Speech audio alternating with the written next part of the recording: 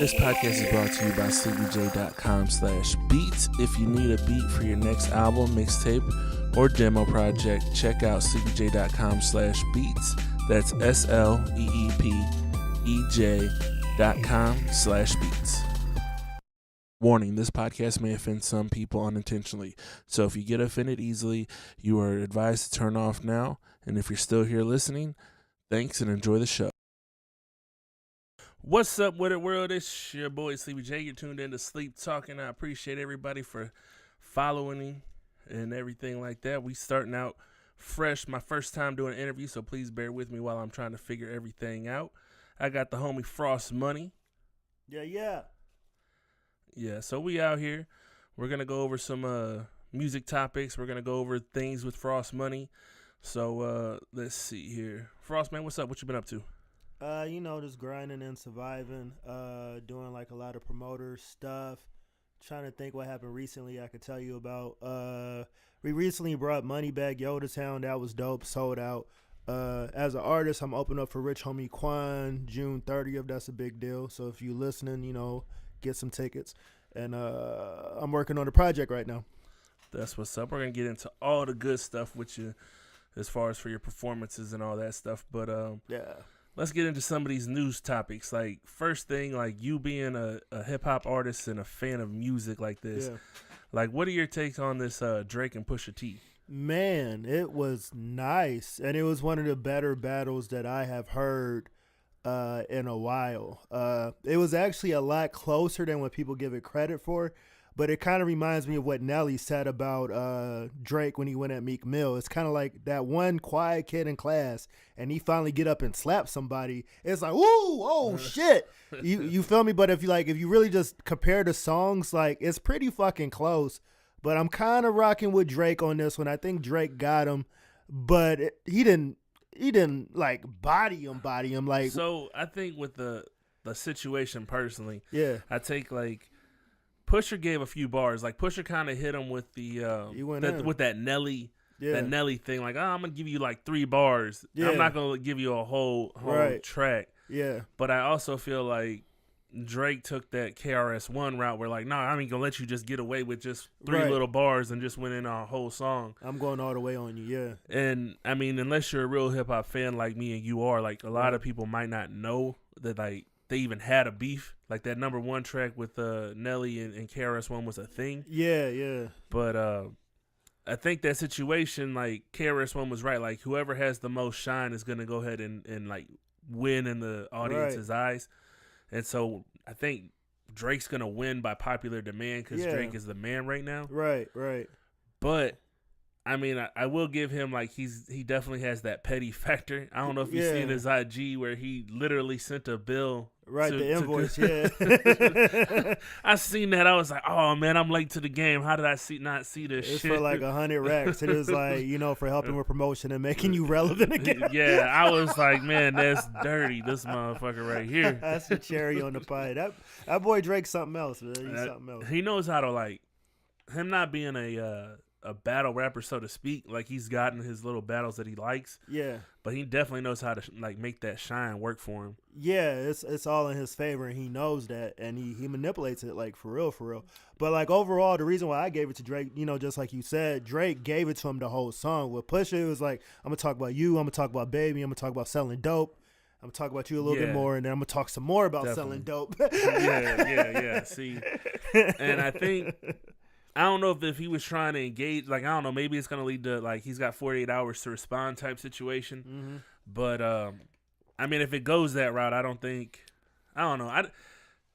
When it comes to these battles, like, I think you got to dissect it bar for bar. And then, like, and I think that's what makes a battle, like, me personally, when I listen to rap, that's what I'm looking for. Like, I'm looking for bar, who was the funniest, who had the slickest lines. Yeah. And I think a lot of people are like, no, like nowadays this sound of like what's considered a battle or what's considered like hot nowadays is like, oh, who had the better song? Right. But I think for us like hip hop purists, like no, like bars is bars. Like it's like, yo, he said this funny line or like true facts. Like yeah. Like whenever what is it? LL hit that line. 99% of your fans don't exist. Like it was like, yo, that shit's real, and it's fucked up. And they don't have a lot of fans. But it was fucked up. But it was like a real situation, you know. Yeah. So when you're dealing with that, and nowadays I don't think people care about it. Like I think they're like, oh, I just like Drake or I just like so and so. And Right. like, yeah, no, like you got to be clever with what you're saying. And I think that was a good thing about this battle. It's like it was very fact driven. It wasn't too many outlandish like claims in there or snaps. True. Snaps or jokey jokes or and shit like that. Like, no, they hit all factuals for real, both of them. But I think that was what was the problem with the Meek Mill battle. Yeah. Was like I think Meek Mill hit a lot of facts, and for whatever reason, the fans wasn't feeling his facts. They was like, nah, Drake is still better. Right. I just think that's crazy. It was an energy thing. Drake came at him like with a certain energy, and that back-to-back beat is actually a good beat. I mean, he lucked out. I mean, he legitimately lucked out with that because his original, like when he came with the that first, I don't even remember the first song. That people don't even talk about. Yeah, nobody even acts like that one exists. Yeah. And I was like, actually, Meek was giving it to him until he came back with the back-to-back. It was like, oh, well, you know, that first freestyle like was whack. Right. He knew it, so he had to come back with the back-to-back. It was a light jab. It was a pat jab to see what you're working with, see your defense or whatever, and then he took off on him. Yeah, definitely. So, moving on, man. I mean, there's a lot of things in this music shit going on this week. Gang of shit. Will Smith's freestyle, like, man, how'd you feel about that? Man, for a 40-year-old rich dad, like, it was everything that I needed to hear. But it was like a lot of bars, like a lot of cold ass lines. And another thing, back on the factuals, kicking factuals. Like Willie really got money like that. He really been running the game for 20 summers, like all facts. Yeah, I was caught off surprise because like when I think of Will Smith, he's kind of corny. Like in general, like even this, like the beat was kind of corny, but I didn't like the beat. But his like he knows how to like he had bars like just take out the fact of like how he delivered it. Like he delivered it at a high tempo. Yeah. I think if he would have done it as a freestyle, just like bar for bar and just let them like marinate like a chocolate dropper says his shit, I think motherfuckers would have been going nuts. But because he was kind of like upbeat dancing to his Switch song or something, like I think that's why it didn't necessarily. Like I don't know. I think people sleep on Will. Like I always say, in a top 5, in my opinion, you should either have Will Smith or LL. Right. And I say that because even today. We're talking, 30, almost 40 years later after their career started, they could still drop a song or a verse that'd be like, yo, I can't even lie, that's still kind of hot. Right, cause a reaction like a motherfucker after all this time. Yeah, so I personally think, like, anyone should always keep one of them two in there. I try to keep them in there, but it gets tough. I can keep them in there if I'm keeping it objective. Like, if I'm not saying, like, my personal top 5, if I'm just saying, like, who I think are the top 5, not necessarily saying, like, oh, these are who I co-signed for the 5. Right. But if I was going to pick 5 top rappers that are hip-hop staples, like, I usually keep LL in there over Will because I think he's more consistent than Will. Right, yeah, for sure. But, anyways, I definitely love the Will Smith, like, bars. Like, I was like, yo, there was just, like, again, you break down those bars. He was like, the double entendre, the features. Like, you be doing features, but I be doing features. I was like, oh, that dude is nuts. Fucking killing strippers and all that shit. Yeah. Man. You couldn't catch up on all my, like, it was great. If you guys didn't hear it, you need to go look up Will Smith's YouTube channel and just watch that video. His YouTube channel is just dope in general. Like, not even just what he just did. For someone like, that's making money like that, you wouldn't expect him to be out here, like, doing this type of like, he vlogs every day and, Yeah, Will is a legitimate YouTuber and he's great at it. Like, I think he's just a person of the culture. Like, I don't know if I think he just kind of he's got his hand on the pulse. Yeah. Of like what people are doing. And especially today, like seeing like YouTubers are what's getting you shows and things like that. Yeah. And to see somebody that's been out here this long, like again, we're talking somebody's been out since the 80s and still out here being relevant with dope movies, dope, verses and everything like that. Like he knows what he's doing. He has so much knowledge and he just wants to share it. He kind of flipped it. Like, what's his name? Kevin Hart came out and Kevin Hart is known for this, all his social media following. And that's what gets him all his movies and his fame. Right. And, which keeps him driving in this industry versus like Will is like, oh, well, it's working for him, so let me jump on these social medias. Right. Yeah. And now it's driving a new flavor for him. Right. And because now people that didn't necessarily know who he was, or I don't know how you don't know who the Fresh Prince is, but for those people that didn't know who he is, now they know who he is. He adapted to the game. Yeah. Smoothly, too. Yeah, the best crossover I've seen in a while. Like I was thoroughly impressed because I don't think people give him enough credit because he can bebop and he can. I mean, he does he's very diverse. He's definitely in a his pop skill. rapper for sure. Yeah, he crossed over to pop rap hard. Right.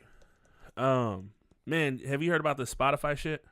No, what's up? I mean, you talking about the R. Kelly? Yeah, shit? I mean, there's that, but then they're like now they're reviewing that situation.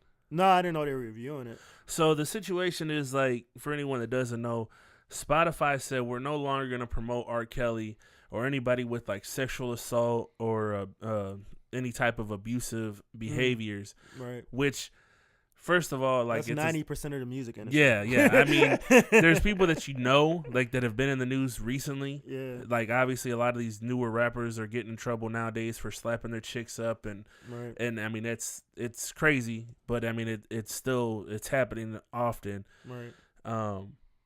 But then like if you take them, like they weren't gonna take them off the platform. They were just saying like we're not gonna put you in like today's hottest '90s mix. Right. Or whatever. Like, that's what they were doing. Right. But I think all the artists got worked up. All the fans got worked up. Like, oh, you can't take them off. You can't take them off. Like, no, they were just saying they weren't putting them in those playlists anymore. Right. Which I didn't have a problem with. Like, I feel like if that's how you guys feel, we don't want to promote bad behavior. Yeah. I get it.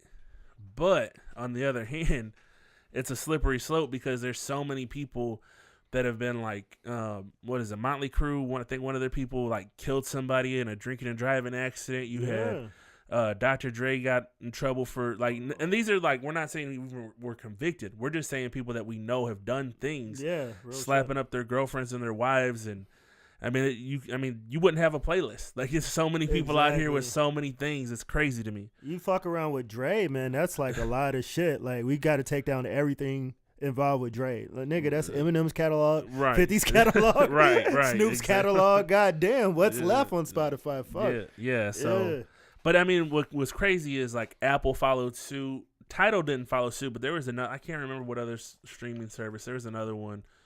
Maybe it was Google, but they followed suit. But now Spotify's like, yeah, let's rethink this. Like, right.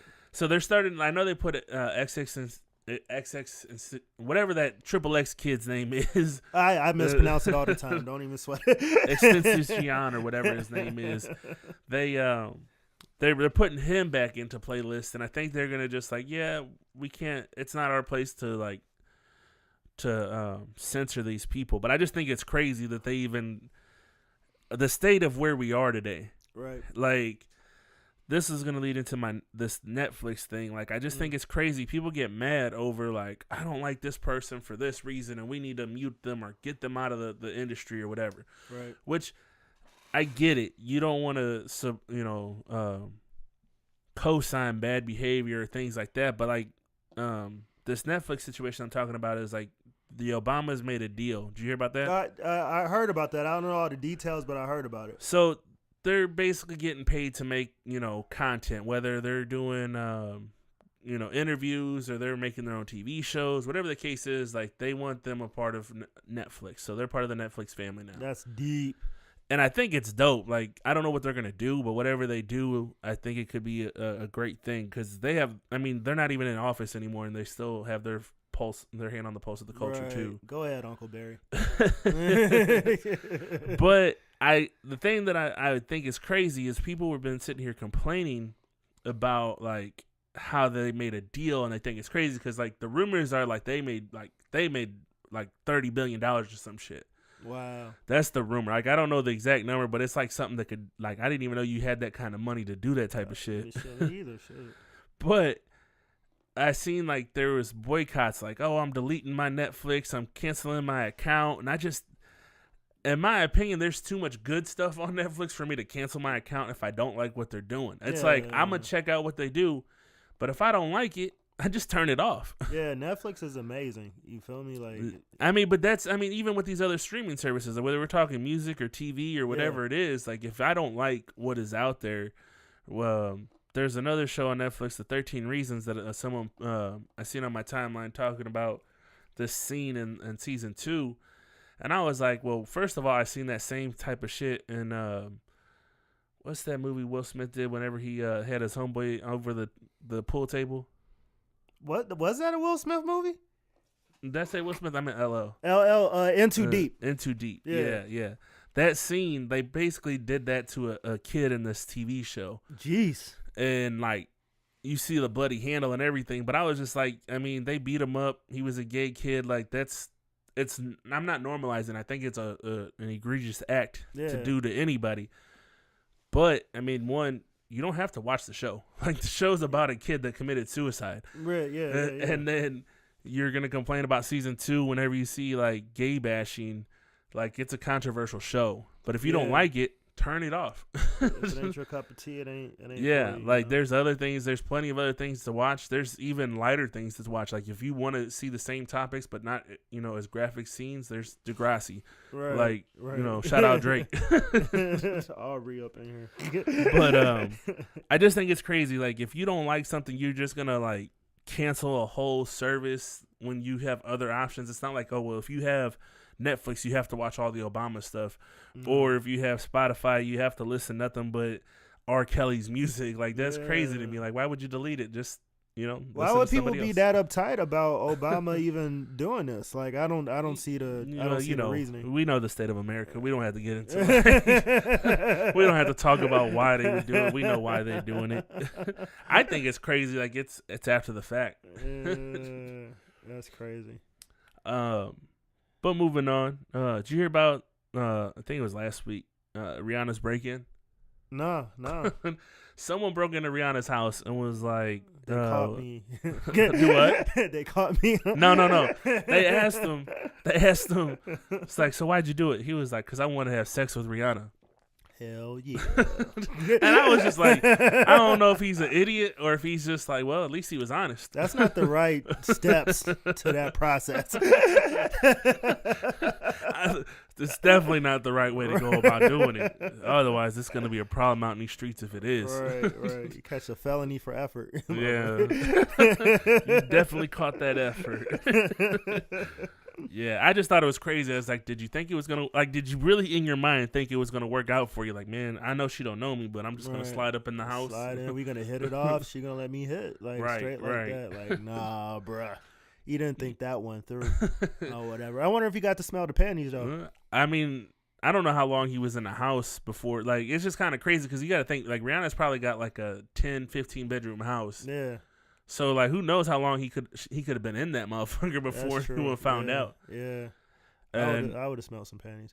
But so many people probably live with her. Ain't no telling whose panties you would have been sniffing. So that's a risk you run. You probably don't. Yeah. Yeah. I mean, I'm not going to say nothing. It's crazy. But moving on, man. Do you hear about this 15-year-old kid getting charged for the $35 million? For what? Man, I don't know exactly how it happened. Yeah. But I was just thinking about it like this. Like, a 15-year-old kid was shooting off fireworks. Okay. Accidentally caught, like, the forest on fire. Oh. And, like, burned down, like, 72 acres of land. Oh, what the fuck?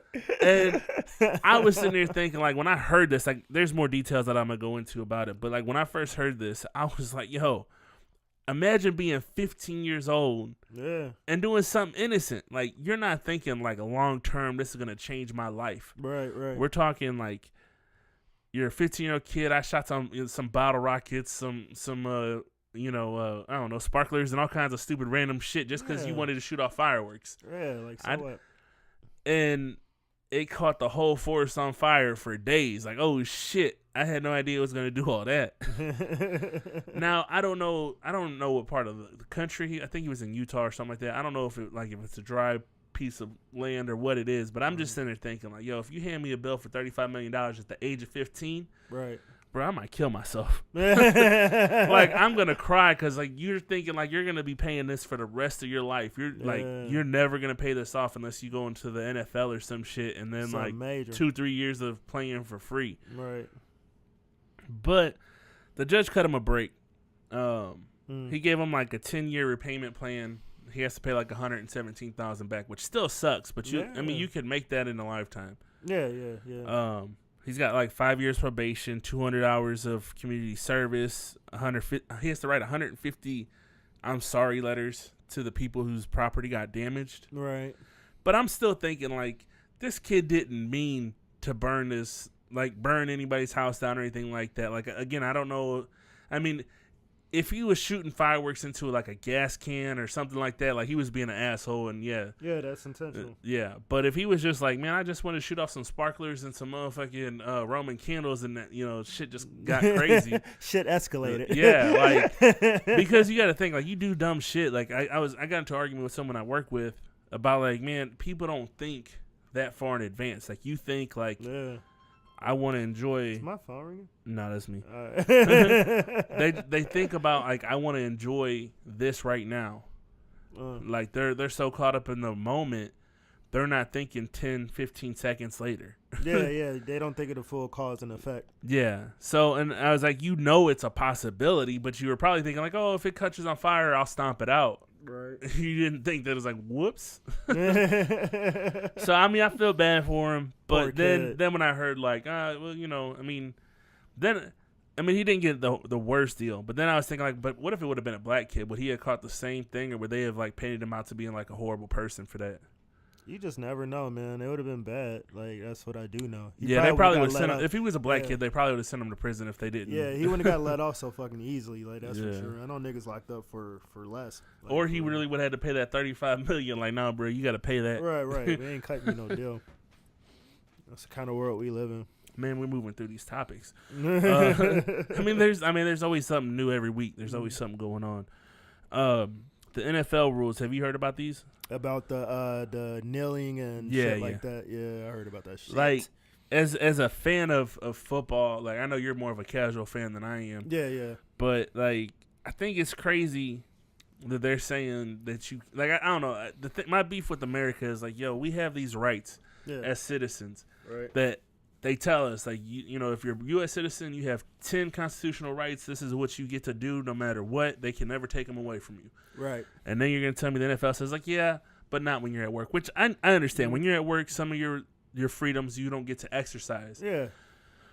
But I just think it's crazy that like in America, it's the only place that you have these rights. But if you exercise any of these rights, whether it's kneeling during the anthem, saying what you want, whatever, like I want to buy guns or whatever the case is, you get ridiculed and criticized for. Right. Like I think it's crazy. It's ridiculous. Yeah, I think I find it ironic that this is what we get for doing it. Like I don't know. To me, it's just crazy. And for me, it's like what a man does. Like that doesn't make or break me. Like you don't understand. All right, cool, nigga. Like cool. I don't care. Like it's funny to me because usually when the national anthem was going on, like I was always trying to find my seat. Like, let me get my seat on everything. Yeah, I'm still trying to get in this bitch. Like because if I was at home, like I remember some of my family members would stand for it, but I would be like, yeah, I'm finna slide in when you stand up. Yo, like I'm gonna make my plate real fast before it's over. On everything. I used to go like every once in a while. I go to things and my grandma would be with me. My grandma wouldn't stand for the shit, but it wasn't because of none of that. It was just because she was old or whatever. Right, she was like, man, whatever. But I saw something on the internet. And it was like, okay, if that's how we're gonna roll it, that means nobody should be buying food. All the cameras should be at the flag, not looking at the whole fucking arena. Like if we can't kneel, then we can't be doing shit. We can't be selling shit. We can't be working. I don't know about anywhere else, but in my experiences of like at least going to Busch Stadium and even going down when I went to the Dallas Cowboy Stadium, when the anthem went on. They stopped. Like, everything stopped. Right. And they watched the screen of the flag.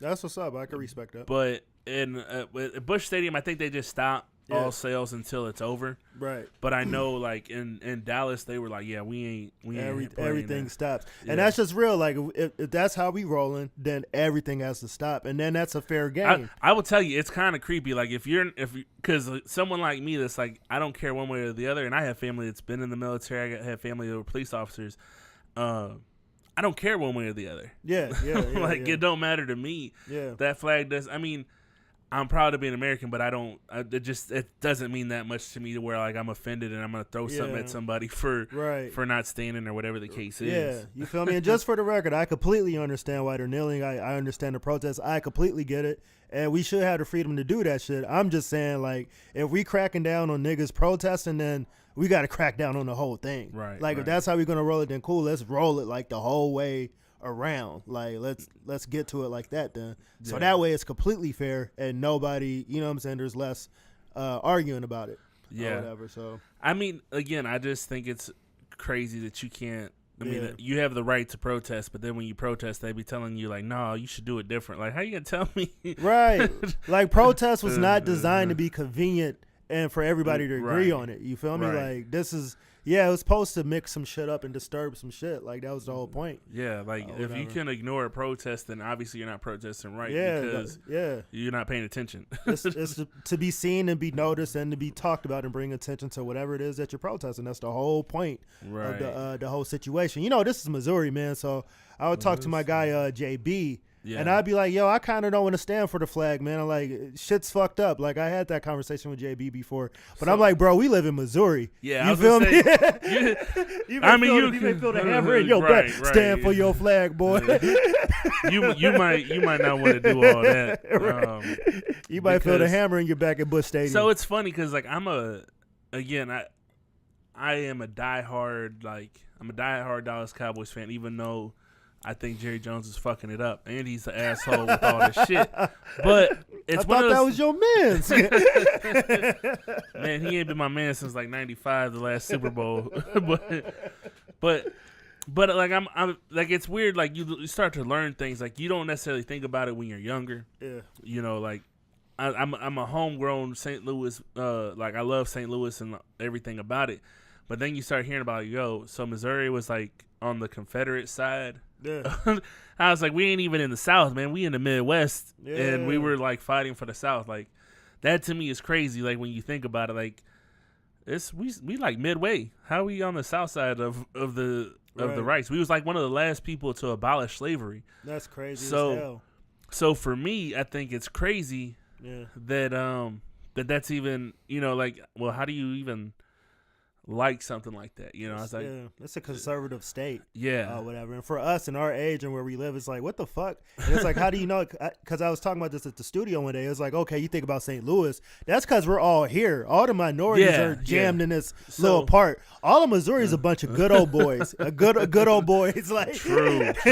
That's what I tell people about like America in general. Like everyone thinks like, man, it's 2018. You should be able to be gay and black men in America. Like in the major cities. And there's more small cities than anything. Yeah, you know what I'm saying? Like we're talking there's 50 states and there's like 12 major cities. Yeah. We're talking New York, LA, St. Louis, Dallas, Houston, like, and a lot of those are in the same states. They're not even all that, and the big cities in like somewhere like in Oklahoma, there's only like 100,000 people there. That's not even like, shit, that's a whole lot of people. Like most of these big cities have 1 million, 2 million people. Yeah. Even St. Louis don't even have 1 million. We're only peaking. I think we're actually on the lower side of like 200,000. Small town, man. Well, we've been losing a lot of people to Kansas City. St. Louis doesn't, progress enough. We were booming in the like 1800s, and nowadays we're like, we're getting by. Nobody's rushing to St. Louis to open up a factory or anything like that. The only thing we really got is our one sport, two sports that we got going on. I never heard a nigga say I moved to St. Louis for these opportunities. And if they do, it's like, well, we moved here to shut down this store, and then we're gonna move on to another one. So, but I mean, I don't know, it's crazy. You start learning some of your history, and then you got to think about it. Like I never thought about it before, but we learn history from a skewed standpoint. Like you learn history from the victors. Yeah. So like you as a black man, you're learning the white man history. Yeah. And you're taught to love it. Like you love this shit, don't you? You're like, I mean, I guess. Like it's all you know. Yeah, they plug that shit into you like early. Like and I never tripped off it because like until like all this stuff with like Ferguson and all the things just going on. Like I will admit, I'm a St. Louis home native type person in the sense that like when all that shit happened, I was like rocking with the white people with like, yeah, man, all lives matter. But I didn't understand it. I didn't understand it. Like, right. like it wasn't like I was just trying to rock with them. Like I was like, look, I got family that's police officers. I just don't want to believe that, you know, people are just that fucked up. Right. Y'all need to calm down. Right. That's how you was feeling. But like, even, I mean, and that's, you know, I mean, I've been in, I mean, shit, you've been with me whenever I've been pulled over and been a victim of like, you know, we just blatantly got pulled over for being minorities in this town. Harassed the fuck out of us.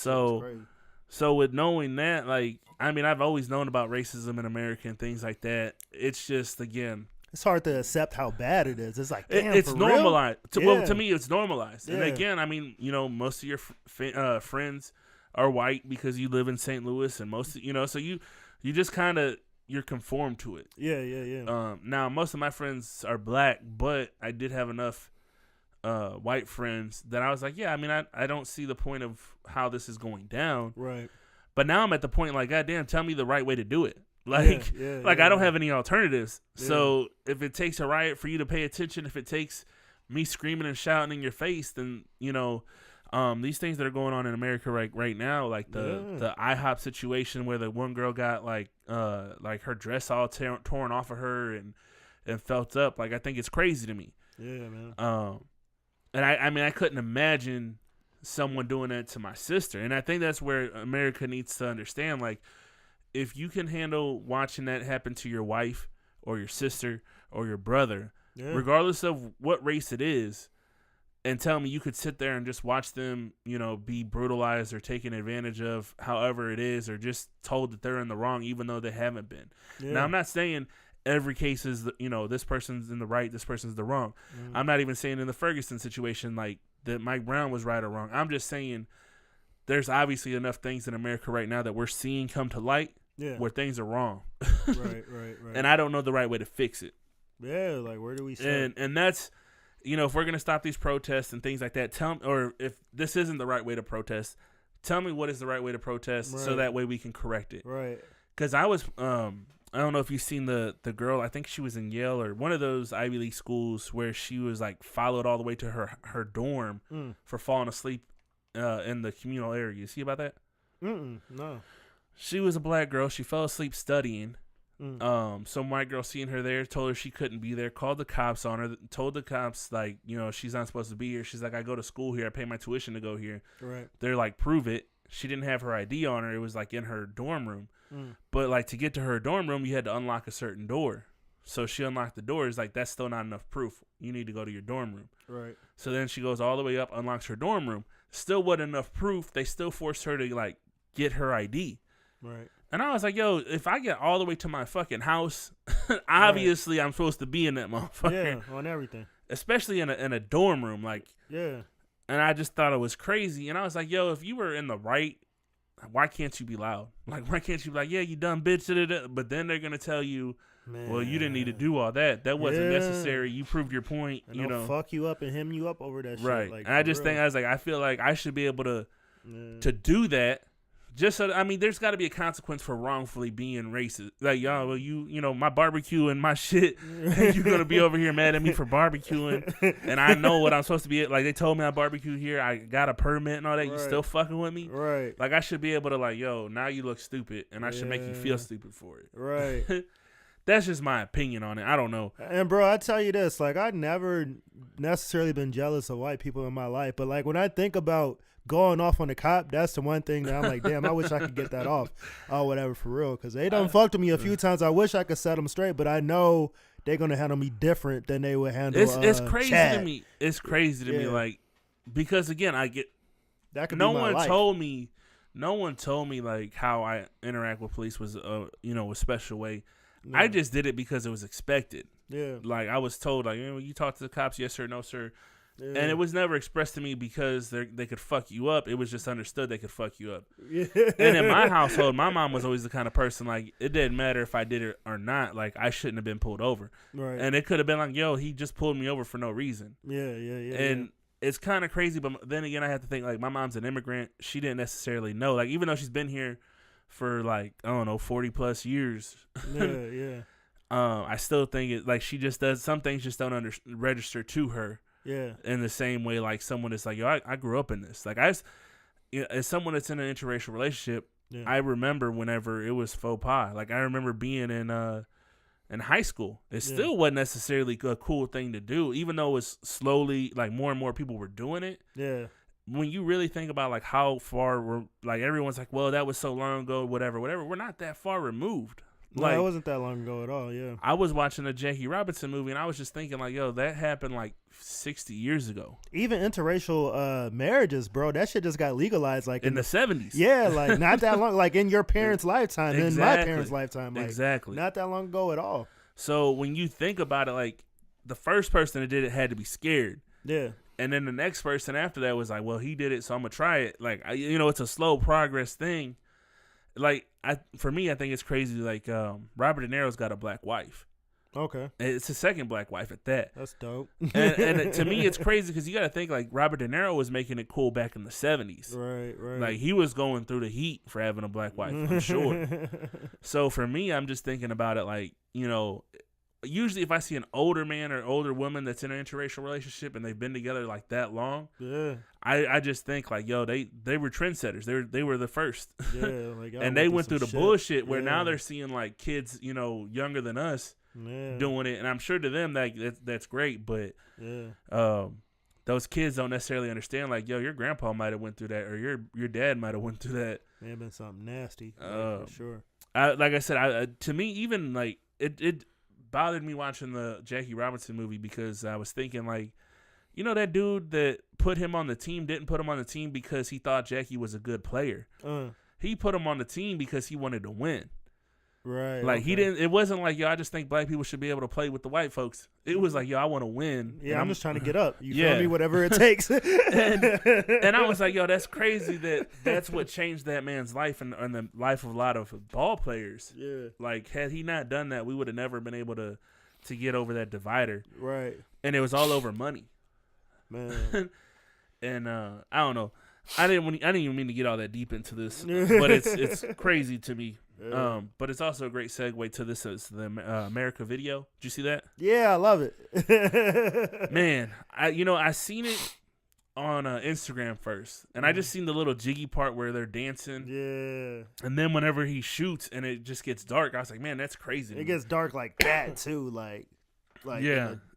Out of nowhere, like crazy as hell. Yeah, and it still throws me off because like they blend well, but they also are very opposite that it doesn't. Yeah. I don't know. It was a good video, good song. Well done, Gambino. I don't think it was as innovative as a lot of people said it was. Yeah. Just because as a hip hop fan, like we've been talking about this, like we've been rocking this shit for a while. Like I said in my previous episode, like Tupac said that shit. Right. Shit. Nas been saying that shit for the last 20 years. Like everyone who's anyone has been saying the same shit. Damn good for this time. It was perfect because you probably will dance to it, not even necessarily tripping off of what he's saying for real. Right. Damn good for this time. And, we were born in the 80s. So like to these 90s, these people born in the 90s. I was born in the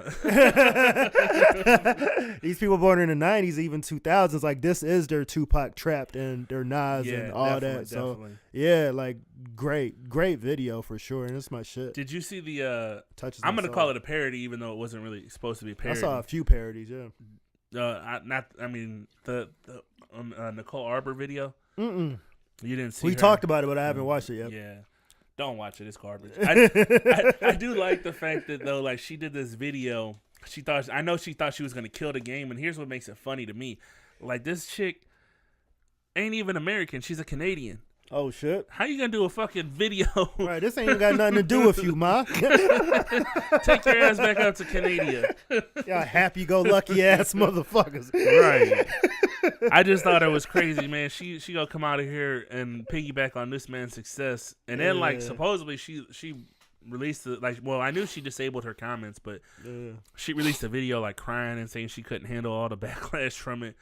But you should have known. You didn't even let that shit live, and especially in today's climate, like if it's being that well received, like it's best not to touch it. Yeah. It's you should think about it like that Malcolm X movie. Whenever they try to spoof that shit in the MTV video awards. Like, what's it called? Denzel didn't find that shit funny at all. Like, he was sitting there looking mad because he thought it was too serious. Yeah. And that's the same situation. You should take anything that gets that much praise. You shouldn't try and make fun of it, even if you think it's a time you can do it. At least not right now. Let it live, let it breathe, let it become an old thing, and then make fun of it. Right. Because, like, if someone was, I'm pretty sure if someone spoofed, like, the Wakanda shit and that wasn't a black person, people would be pissed. Yeah. So it's just especially right off the flip. Yeah, so just let it live, and white people do better. Yeah, I got to do better, y'all. Right. Stop pointing the finger at everyone else that it's got darker skin than you to do better. Stop running up all the time. We moving right along, man. This is great topics, man. What do I want to get into right now? Let's I got 3 questions. I try to do 5, but I can only come up with 3. Okay. Pick one or the other. Dipset or the Locks?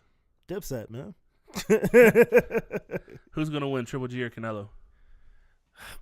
Triple G. We'll dive in that. Richard Pryor or Dave Chappelle? Just because of my age, man, I got to say Dave Chappelle, man. Really? I mean, I'm familiar with Richard Pryor, but I know his stand-ups, like the ones that he advertised. Like, I mean, but it's the same thing with Dave Chappelle. I can't think of quotables for him, though. And it might be because of my age, and I ain't get. Man, you don't remember whenever he lit that match and said that's what everyone said I was? Yeah. But Dave got some shit, bro. I kind of went back and forth with Dave and Eddie Murphy. I didn't know if I should put Eddie Murphy or Richard Pryor, but I was like, Dave Chappelle is kind of more current, so I figured the answer was probably going to be Dave Chappelle. Dave is special, yeah, man. A lot of quotables. But you're a boxing fan like I am, so let's talk it. Explain to me why you think Triple G is going to beat Canelo. Man, like, I just think he just has the will and the heart, and he has the punching power to do it. And I really think, so when you say he's going to beat him, you think he's going to knock him out, or you think it's just going to be like he has a shot at actually beating him on the cards? That's where it gets tricky. I think he has a shot of getting at him on the cards because I just think he's going to land more power punches. I just really think he's going to put him on him. He's going to really up that output. The thing is, he doesn't hit for the stomach, and those are the power punches. He's always swinging for that head, huh? Yeah. I think he got something for Canelo, man. I just think he's a little bit more into it. He's pissed off. I think he's a little bit. Yeah, I don't think he liked the fact that he caught the draw. I think if he would have handled the L better than a draw, personally. But yeah, I still think Canelo is just a little bit faster than him, and he doesn't have the footwork to keep up with Canelo. Which the skill tactics, I got to give that to Canelo. And that's the thing. We both said it before. Yeah. Like, Canelo just has style since he fought your boy. Yeah. So, and I think, unfortunately, like if Triple G and him would have fought then it might have been more of a shot for him to beat him. Yeah. But nowadays he's gonna have to knock him down, and I think he's still got a solid chin. I don't think he's at a point where he's loosened up. Right.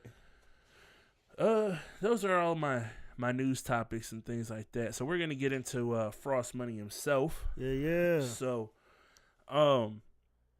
do you remember how you got introduced to music? Was it your grandma? Was it your daddy?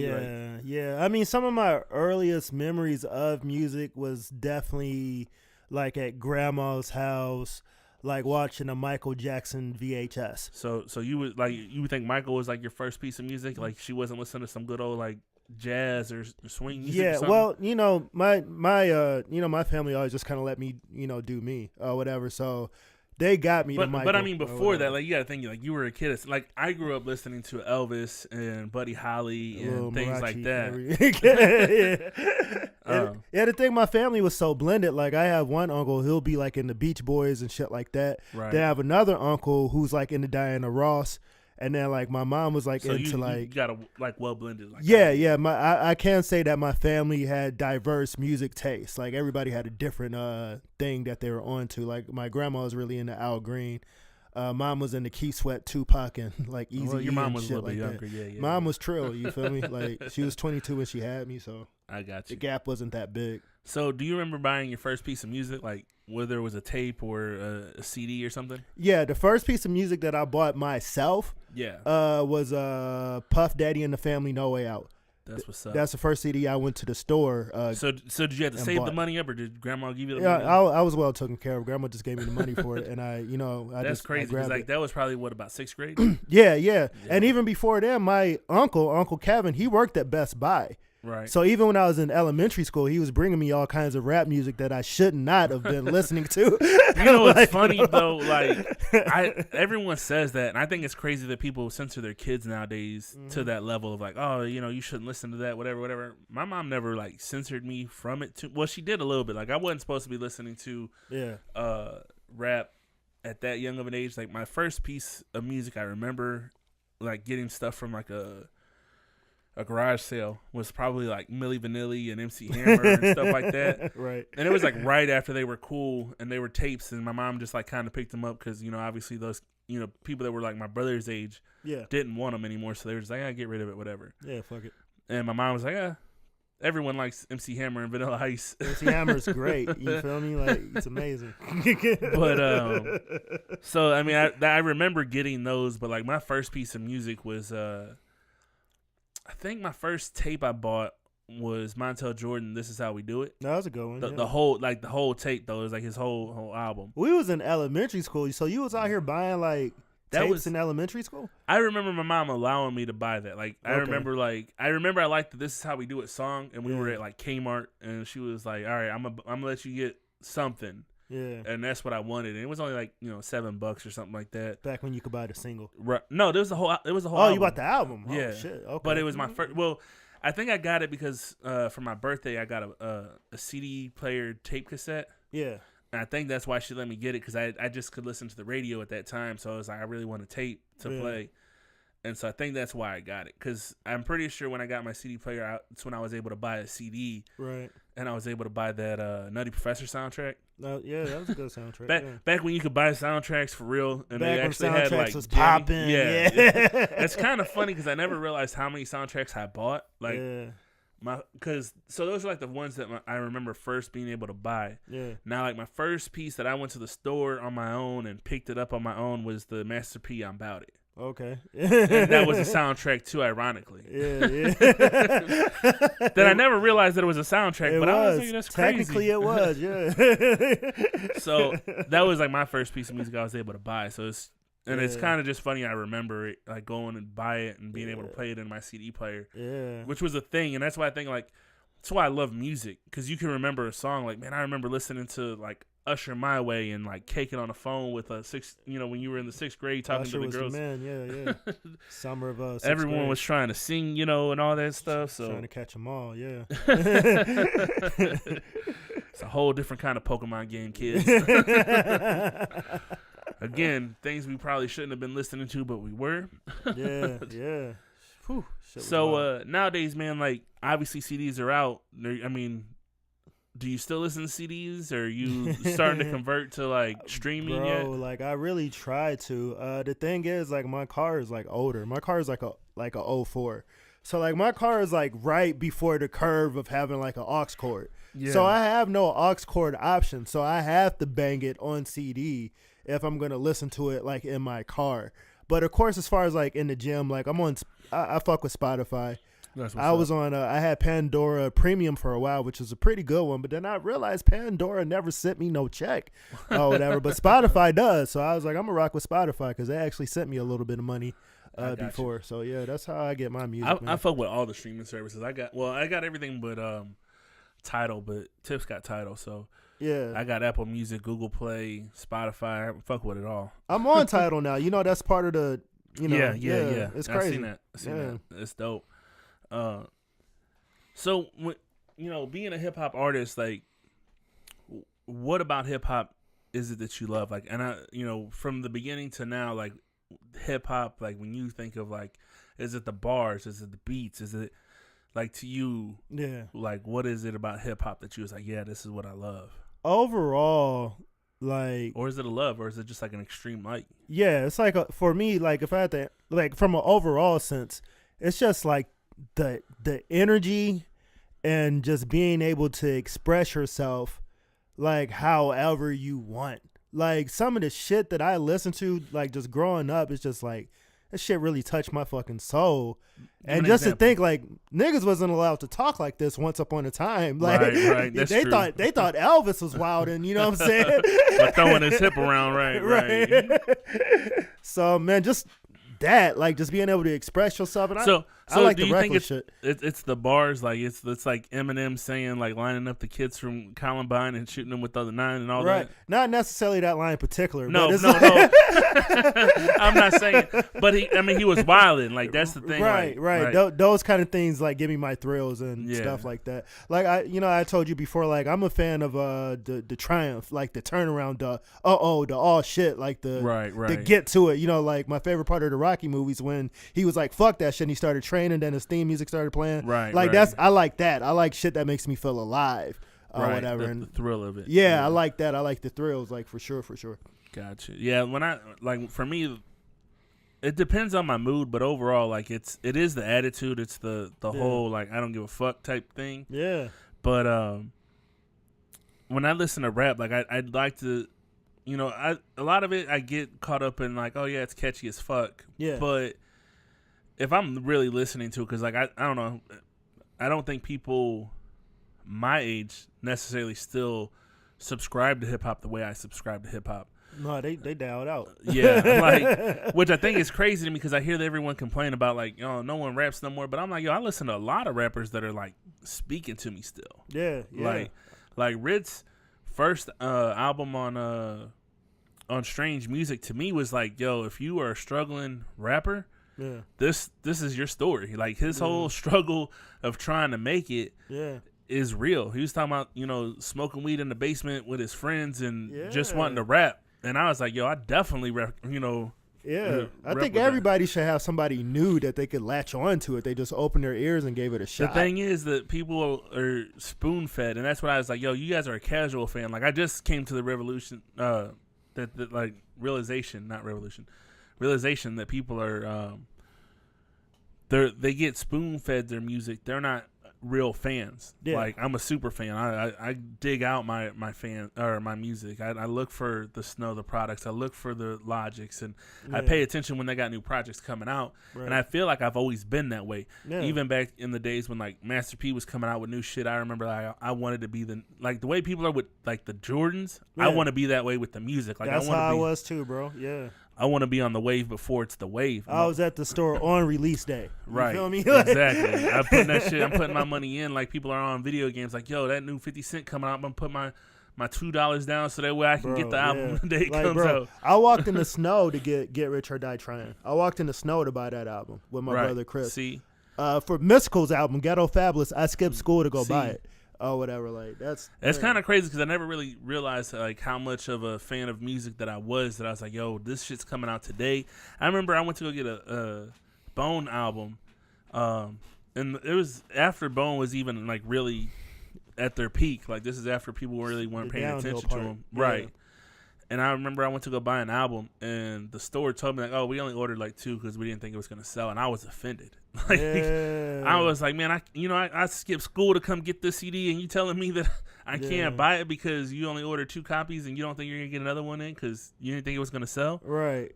Yeah, tripping. I remember they had the Marshall Mathers LP like behind like the counter. Right. I went into the store. That was back whenever like parental advisory was like really keeping you from buying shit. What's the one that was over there in the loop? Not the main one, but the other one. What was that? Street Side? Oh yeah. I went to Street Side. I didn't see it. I'm like, where is it? They was like, it's behind the counter. I was like, I bet they let me get that. I was like 15. Right. Oh, there I was tall. So. Man, that shit. Well, I mean, it wasn't like they were gonna get in trouble for like selling you cigarettes. So right, it was just like, if you want to buy it, I'm not gonna stop you. Right. If you bold enough to come here and look for it and ask for it, then here you go. Oh, whatever. So let's see here.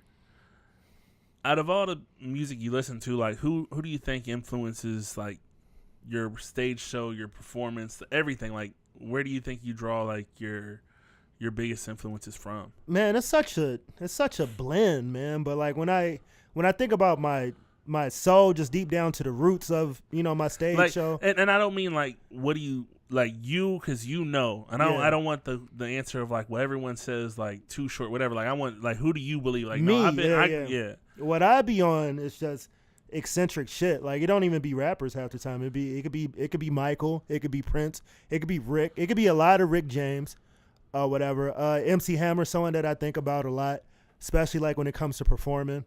And I do my research and I just keep an eye on a lot of things. But like those are my go-tos. That's like my core. The core of who I am as a performer is like Michael, Prince, Rick James, fucking MC Hammer. I got you. Who's a new guy that's kind of turned up that I want to say that I not new, but not as old as the guys I just named, like Mystical, like guys like that. Or right, whatever. right. Like, I got you. These are the people, my go-tos, my spirit animals. I got you. I see a lot of Bobby Brown in the movement. Yeah, Bobby. So I mean, I know, but the listeners might not necessarily know who you are or know about it. So yeah. What's the hardest part about the grind? Like, what do you find the hardest part for you to keep up with when it comes to this hip hop grind? The thing is, it's just like time. You really gotta put a lot of time into this shit. It's just a lot of fucking time, and then things aren't gonna go on the time that you want it to be. Whatever. That's like the most annoying thing because it's like, yo, this is gonna be the single that does this, and this is gonna be the single that does that. Little do you know, it may take 20 singles until you're in that point. Right. What's the best part of the grind? Like, what's the part that you're like, yo, if there's nothing else I do it for, it's this moment right The here. best part for me, like, number one is definitely like performing because it's my shit. Like, it's my favorite part. Like, that's the number one. Like, I feel so alive, and all my little troubles and all the things I be stressing out about and being depressed about, it's all gone while I'm on stage. It's the only time that I'm on earth awake where I'm at peace is when I'm on stage. You feel me? And then a number two is the day after. I love the day after a good show. When you can reminisce. Right, like, it's the reminiscing of like, man, that shit was dope. Like, it was so dope. I wish I could do it again. It's right, like, yeah. It's like the leftovers. Like the next day, like, yo, I still got some left. I feel you. It's a high that stays around for a while. So with real. Like knowing that it's tough, like as far as for time, because like I know you're a family man now and things like that. Like, do you still love doing it? I love it. Yeah, I still love it with all my heart. It's just as you get older, there's certain things that you don't love about it so much. Like certain things will bother you a little bit more. Like once you don't have a bunch of time to waste, it's like, man, this shit is whack. Like I really wish it didn't go like this. Like when you like put all that time to put in a show and then like the motherfucker don't show up. Yeah, some shit like that. You feel me? I feel you. Like it's just that shit gets annoying. But I mean it's to work so hard at something, like you take your craft so serious and then like, you put money on the line, you do a lot of things. So when you're promoting and then someone says they're going to be there, you're counting on them to bring their fan base or they're counting on them just to come through and bless you with their part of the cut. Right. And then they don't show up and you're like, man, I'm missing out time of work for this, or I'm missing out time with the family or whatever. A lot of sacrifices. Yeah. A lot of sacrifices. I feel you. Right now, in the current state of hip hop, like, who would you say is your favorite to listen to right now? My favorite current, it's Big Sean. Big Sean still? Love Big Sean, man. It's probably gonna stay like that for a while. I just really relate to Big Sean. I like Big Sean. I don't think I think he did a project that I didn't listen to like recently. I love him and I think he did. Didn't he do like a collabo album with like Metro Boomin? Metro Boomin, yeah. I didn't get that one. I listened to the one before that, which I didn't. The Dark Skies one or whatever it was called. That was dope. That one was like doper than the one that he followed up with, but it still had some cuts on there that I liked. Yeah, Big Sean's definitely somebody I still follow and I like. I didn't listen to the last project. Yeah, I'm not really sure how I feel about like artists and one producer producing the whole thing. Yeah. At least not to put it in the title. Like if you do an album with one producer, yeah. I think like I'm a fan of this artist. I don't need you to co-sign like, well, Metro Boomin's gonna be on it or I forget who else did the one with Drake or whatever, but yeah, like Yeah. I'm not really like, just let them do their thing. Do their thing, yeah. It was definitely like an alternative project. It wasn't the typical Big Sean. We grew up sound. on those good old like Beats by the Pound projects, or Right, the whole clique Drake. of niggas That making whole beats. thing was done by the same producer. You just Yeah. and they didn't have to get the recognition, so to speak. Like, yeah. so I feel that. All time favorites, like who like, I mean, you kind of talked about. I mean, it doesn't have to be in a special order. Just like all time, like you mentioned Rick James and Yeah, for and performing. whatever. All time hip hop, man. It's like fucking. They don't necessarily be hip It don't hop, like have to just be just hip-hop. music. Yeah, of course, my guys. Rick, Michael, Prince, them guys. Fucking Biggie, of course. Eminem, Ludacris, Kanye West. Big Sean You again. Still fucking with Kanye after those comments. Cameron. Yeah, the thing about Kanye, like, I wish he didn't say all that, but I think Kanye is a victim of like he thinks too fast. yeah, And he puts his foot in his mouth. yeah, he reacts. He's so reactionary that he doesn't have time to like. If you give him time to like work through what he's trying to say, And it definitely shows you how secluded he is. Like, Yeah. it shows you how out of touch he is. Like, he's probably not coming to the hood for barbecues or no shit like that. Like, I honestly think his world yeah, is he's definitely having catered barbecue at the Kardashians' house. Ain't nobody in that house exactly, really bro. grilling. Like, you know what I'm saying? He need to hit the block a little bit or whatever, and see who's really good. But with the again, I people. don't think he was trying to say like. I don't think he meant to say what he said. I think he was trying to convey Yeah. a different message. It just came out wrong. Yeah, I think his whole thing was like, I can love him, and I can relate to him. Right. You feel me? Like, that's what he was trying to say, but it just came out like completely. He just came out like an asshole. Yeah, it just came out completely different, and just given who he is, Yeah. he can't really get away with saying a lot of shit like that or whatever. All right, my next question for you is gonna be dope. Like, it's a dope thing. Yeah. If you could have 5 artists or bands, dead or alive, that you could perform with, like this is the ultimate concert, Yeah. who would they be? Man, not to be so cliche, but honestly, Michael. Right. It's crazy because everybody that I love is dead, so it's kind of an easy question. But it makes it it makes it easier, but it also like makes you show like it shows appreciation. Like, yeah, man. I would love to so you rock got something. Michael? Yeah, Michael, Rick James for sure. Okay. I may let Prince sit down for that one. Biggie, Pac.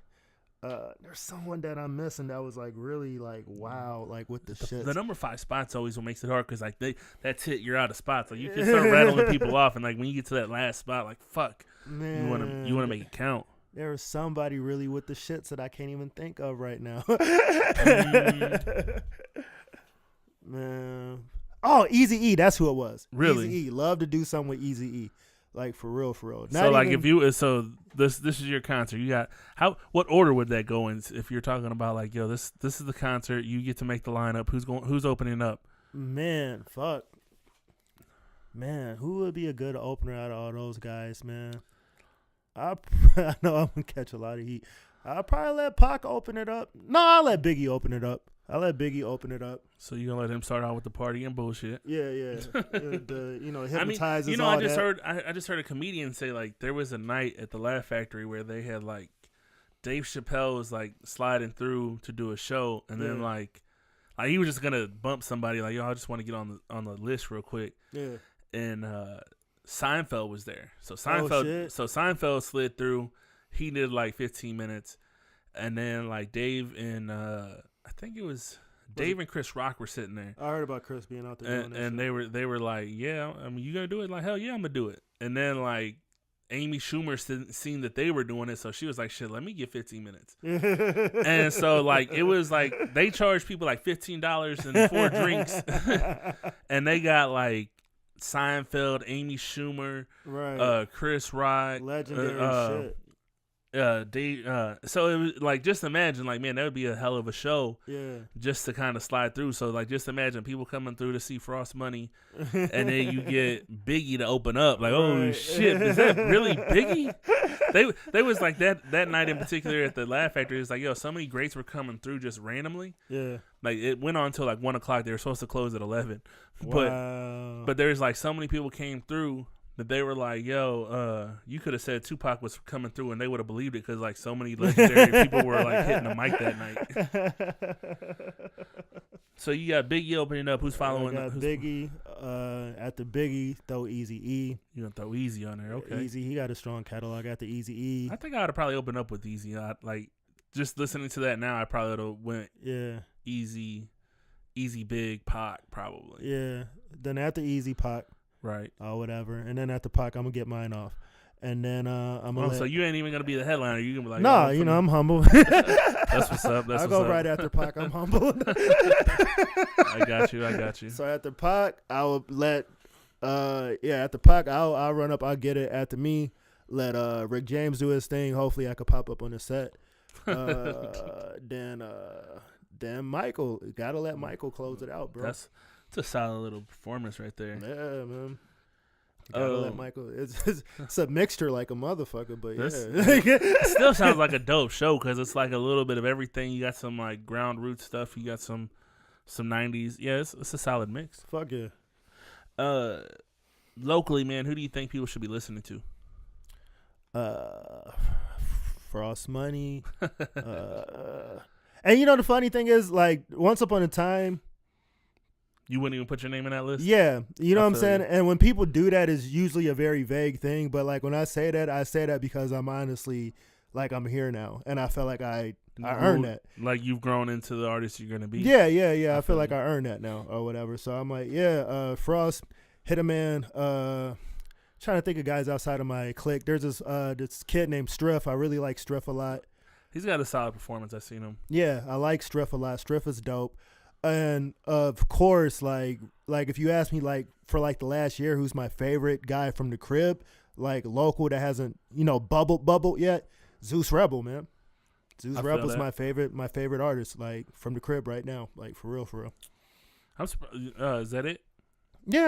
I mean, I could go on and on, but I was just saying, I'm surprised you didn't mention Mookie. Yeah, but I was thinking hip hop or whatever. Mookie's one of those guys. He's just so great that I leave him out of conversations because I just have he's just somewhere else in my mind or whatever. But Mookie's like the number one R&B guy in the town locally, like if you ask me, or whatever. You've been grinding for a minute, so yeah. What's your best feat? You think like what's the best thing you've done locally? Like if there's the thing that you find like, what's your highest moment in your opinion as of right now? My highest moment. It would probably be the radio. It would probably be being played on Hot 104.1 for that little bit of time. That's what's up. But the Mardi Gras thing is a close number 2. So what do you think gives you the most looks? Being the fact that you were on the local radio, or being that that you did the parade? The believe it or not, man, it was the radio. It was the radio because it opened a lot of doors and it made people look at things. Kind of solidifies you in the state of what it's like, doing. Oh, okay, he for real. It's just like that cosign from the radio. It's like, oh, all right. Because I guess to some people, maybe they were on the fence about me. Like, I don't know, he's a little to the left. Yeah, I can see that. But once the radio puts it down, like, no, that's actually good. Yeah, that's actually pretty good. It's mixed good. It sounds good. It's sonically good. We played it, nigga. So why aren't you playing it? And the thing about the parade was dope, but it wasn't necessarily in front of the hip hop community. So it's kind of like doing something on the other side of town, and maybe a few of your friends saw it, even though there's thousands of people there. But like my crowd wasn't there necessarily, or whatever. But it's good to have on the resume because when I went down there to do it, because like there's a meetings and different shit you got to go to before you even do that. Crazy to me, like when you were telling me about it, like, bro. Like, yeah, I'm not with all this shit. It's a whole scenario. When we went down there, we were damn near the only black people even in the parade, and they had people doing this parade for 20 years now. Right. Like it's kind of like the same people every year. There was barely any black people. Not only were we damn near the only black people, we were definitely the youngest people. I bet. You feel me? So in a way, I felt like we kind of pioneered something. We're kind of legends in our own right because we did something that nobody else has really done. I think you guys had live instruments too, so that makes it different man. Too. Like we crossed that and ain't nobody did it. I'm sure hopefully people will, start doing it because, St. Louis is us now. Right. And eventually all these people that are doing it now, I mean, they ain't gonna live forever. You Right, feel me? right. And a lot of them are older, bro. So like, take that. If St. Louis looks like me, then that's what should be in the parade. Right, right. So, what's the state of the Frost Money and Blossom show? The Frost Money and Blossom show, I discontinued it for a little bit because I wasn't necessarily vibing with Overtime Studios. Not necessarily anything bad. It just wasn't making sense. Right. Rather, it just wasn't making sense. So, I mean, is this something you guys are still wanting to do? Or you guys Yeah, thinking about a podcast? You guys looking at other ways to start your own, like, online radio? What's going on? Yeah, like, I locked in, like, I had a couple of phone calls, and I know where we're going. It's just how we're going to do it. Because, like, around the end, it was just like, the show was a success, but I was just like, this could be better. So yeah, you need you need like a producer. Like for me, yeah, I produce everything myself for when it comes to like. Well, right now I don't have a team anymore, so like I do everything from my beat production to writing all my stuff down right now. Yeah, and with producing this podcast, like I have to do the research for like what I want to talk about this week, what I want to do. Yeah. So yeah, like I think for you kind of carried the team because you kind of did the research, but yeah. I think if you had someone solid to like, yo, I need you to executive produce, like you gotta hit this, yeah. and this, and it's crossed my mind. So it's just more so like, if we're gonna come back, I just want to come back right. I don't want to come back and be on the same half-ass it. Yeah, on the same shit that we were the last month or two that we were there. Like I want to come back, and I want to come back hard. Like I want to be the hottest internet radio show like on the streets when we come back. I don't want to come and just blend in with the room anymore. Right. I'm trying to take over the room. So I'm just taking my time doing my research, man. Hopefully we'll be back in a month or so. That's what's up. So if like to my listeners or whoever hears this, like where would you tell them to start like Frost Money listening? Like what song would you say like here's where you should start and work your way out? Right. Man, honestly, cuz I'm insecure about a lot of my earlier stuff. I would tell them start at Money Maniac. I'm like, start at Money Maniac.